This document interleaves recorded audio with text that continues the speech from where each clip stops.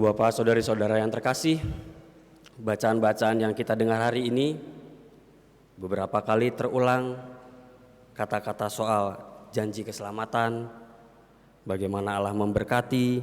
Begitu juga di Mazmur Tanggapan berkali-kali dikatakan Allah memberkati kita.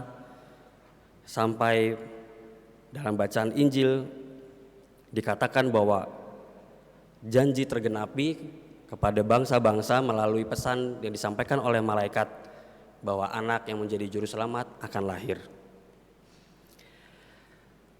Di awal tahun ini biasanya kita akan membuat resolusi, harapan-harapan.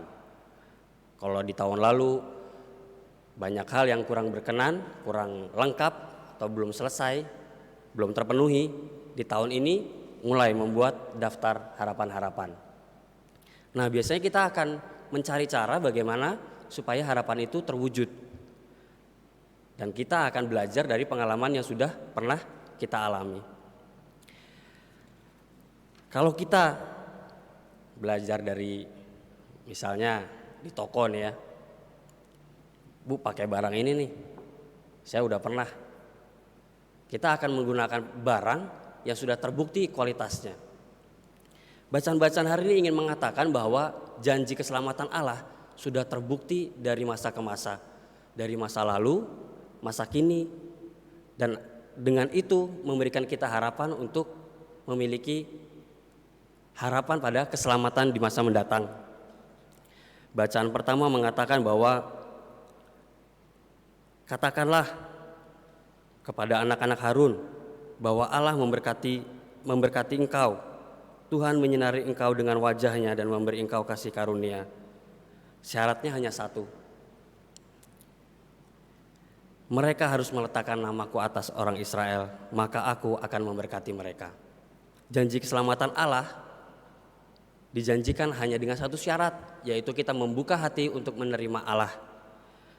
Dan sikap menerima janji keselamatan Allah dilakukan oleh Bunda Maria.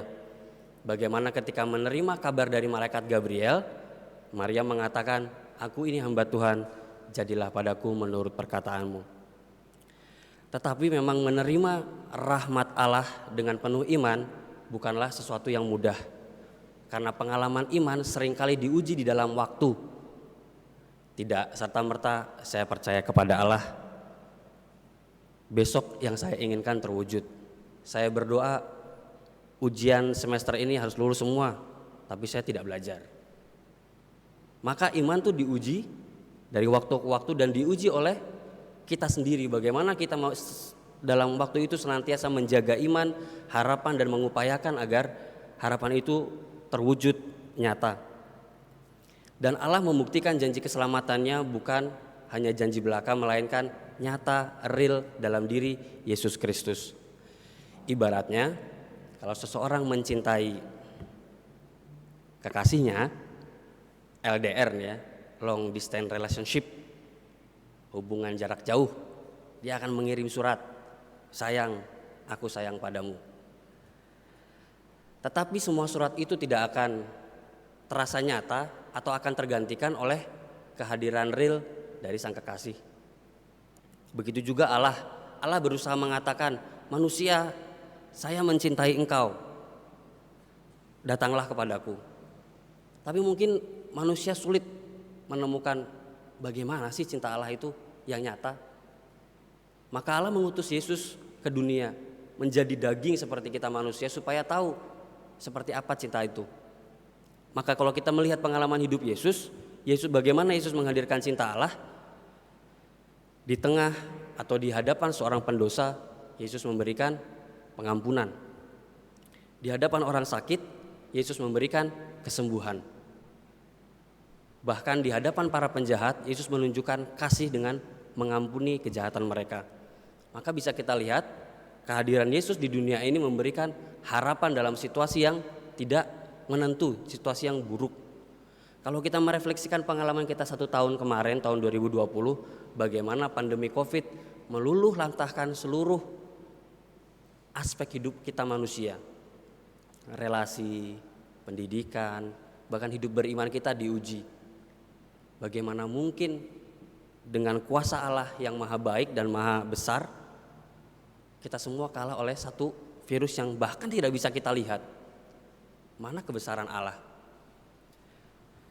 Kehadiran Yesus di dunia, dalam bacaan kemarin juga dikatakan, menjadi terang, yaitu menjadi di dalam kegelapan pandemi, di tengah kegelapan sakit, di tengah kesulitan hidup, Yesus menjadi harapan, menjadi terang, menjadi titik.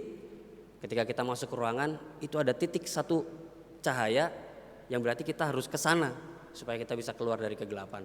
Dan itulah kehadiran Yesus di dunia, untuk menjadi tanda, menjadi cara untuk kita sampai pada keselamatan.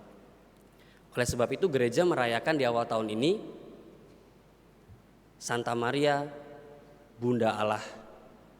Seperti yang saya katakan di awal tadi, mau mengatakan bahwa di awal tahun kita diingatkan bahwa kelahiran Yesus melalui Bunda Maria ini adalah penggenapan janji Allah sejak dahulu yang ingin kita selamat. Maka kita tidak perlu takut lagi bahwa dalam situasi apapun Yesus hadir sebagai Immanuel, yang artinya Allah menyertai kita. Dan panggilan Maria untuk menerima Allah dalam hatinya juga sebenarnya adalah panggilan kita. Kita diajak seperti Maria yang menyimpan segalanya dalam hati dan merenungkannya. Artinya apa? Yesus Sang Sabda yang kita dengarkan setiap hari, setiap minggu, sudahkah kita simpan di dalam hati dan kita renungkan bagaimana janji Allah dalam diri Yesus itu tergenapi dalam hidup kita masing-masing. Dan bagaimana Yesus yang adalah harapan bagi keselamatan semua orang juga menjadi nyata dalam perilaku dan hubungan kita dengan orang lain.